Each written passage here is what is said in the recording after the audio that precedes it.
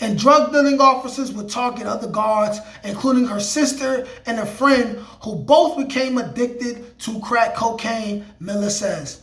When the new recruits come in, they know they were going to get a check. They're going to make money. They targeted my friend. She used to go in the bathroom and do crack during her tours, she says. Like the what they do, sitting with the crew, had to get some food. I see you looking like you do. Had to make a move. Sound like gotta glue in a Jimmy Choo's. Break the rules, no you're not a fool, but I'm in the mood. What's up, y'all? State Almighty, aka the Global Dark Skin Ambassador.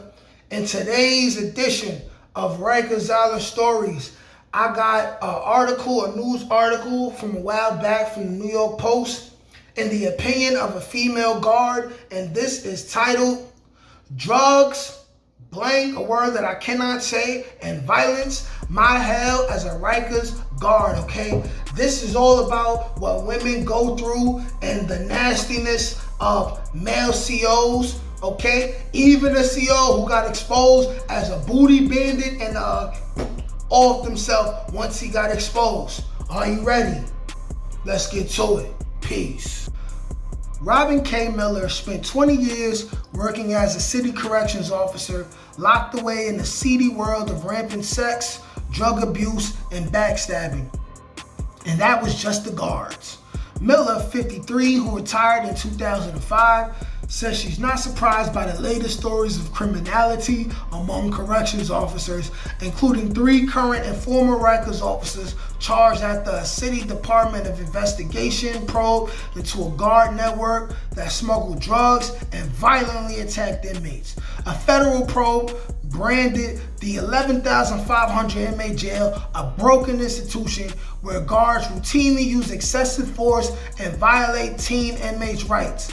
Less than a month after the August 4th report, Florence Frankel, the commissioner overseeing investigations at Rikers, resigned. Why? Because he didn't want to go down with the shit. But moving along. And finally, the 2.5-year Department of Justice investigation, Mayor de Blasio, last week signed into law a bill that requires correction administrators to track and publish data on the use of solitary confinement.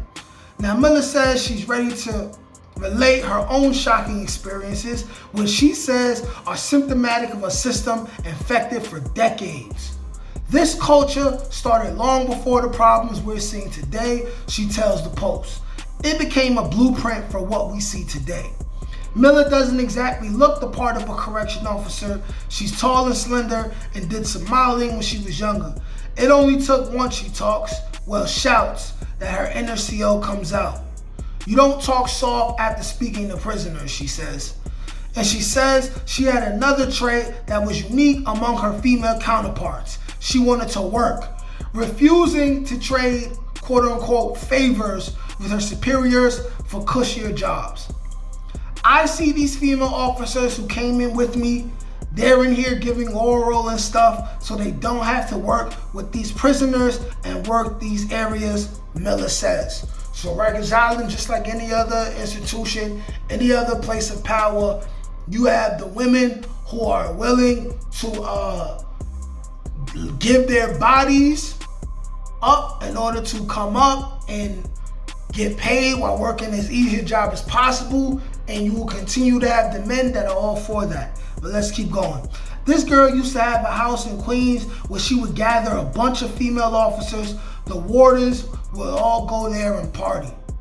Sounds like, just like in any other secret society, because let's not get it twisted. The police force, every kind of police force is a secret society. It sounds like they have these secret, freak parties as well. The officers wanted preferential treatment. They didn't want to have work with the inmates. A lot of them just didn't want to work. So by doing this, they could go to work or not go to work, says Miller, who claimed her sister Teresa, also a correction officer at Rikers, was part of it. You know what I'm saying? She said her sister was basically, a thiggity Thodarooski. You know what I mean? Let's go though. Miller was assigned to C-76 on Rikers, the main building for male inmates, today called the Eric M. Taylor Center, where she would oversee up to 100 prisoners. At the time, there was just a handful of female guards, and Miller's class would be the first to include women assigned to B posts, locked behind a gate in the dorm area with the male prisoners instead of inside A station, an office with paperwork. Most females in my jail that were in office positions either had a family member with clout or was screwing a boss or someone with, as we would call it, juice. Now everybody knows what that means.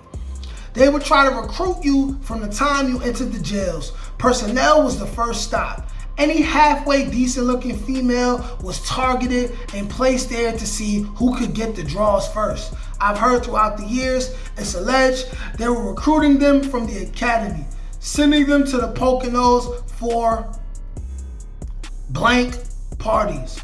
But that type of move was for the higher ups. So here we go once again, men, simping men, using their power to get women, you know what I'm saying, disgracing themselves just to get women, cheating on their wives, all type of crazy stuff, you know what I'm saying? But let's keep going. When the officers would sit next to me in the mess hall while I was trying to eat my meal, I would bluntly say, I don't know why you sitting here. You ain't getting nothing from me. No class, straight up ghetto. Inmates would also target female guards for, their guts, she adds. Some of these female COs are so gullible and insecure, she says. A con is exactly that, a con artist. They analyze us all day and know who's vulnerable. Besides that, Rikers was rife with drugs, she says. You go across the Rikers Island Bridge, you see everybody lighting up weed. From wardens to captains to deputy wardens to corrections officers. Half of them coming there high too, she says. This went on the whole 80s. It's probably still going on, she adds, saying COs would spark up in their cars after the last checkpoint onto the island. And drug dealing officers would target other guards, including her sister and a friend who both became addicted to crack cocaine, Miller says. When the new recruits come in, they know they were going to get a check. They're going to make money. They targeted my friend. She used to go in the bathroom and do crack during her tours, she says. Terrible, terrible, terrible, This goes hand in hand with also Sago and me, by the way, feeling that as men, we ultimately have to blame ourselves for everything that we disapprove of with women today. If their attitudes are wrong, if they're drug addicts, if they're alcoholics, everything that a woman is that a man could say he don't like, it is a man who gave her the power to do this. Not saying men should subjugate women and, try to physically rule them with an iron fist, but our influence is always what influences them. They do what we think they like. But let's continue. My sister would work 2 weeks straight, do overtime every day. Once she got that check, she'd spend it all. Her older sister died of a heart attack in 2005. And this could be crack cocaine related. Condolences for the dead. Drug dealing officers could pull in an extra $2,000 cash minimum a week. That's why when you look in the parking lot, there was some serious cars, she says. You got paid.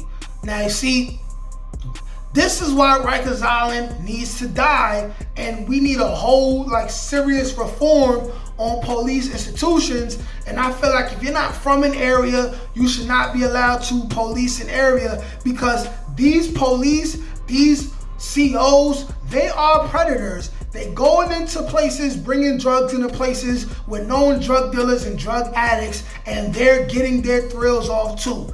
Very, very, very messed up. Very messed up. Moving on, Miller worked at Rikers from 1983 to 85.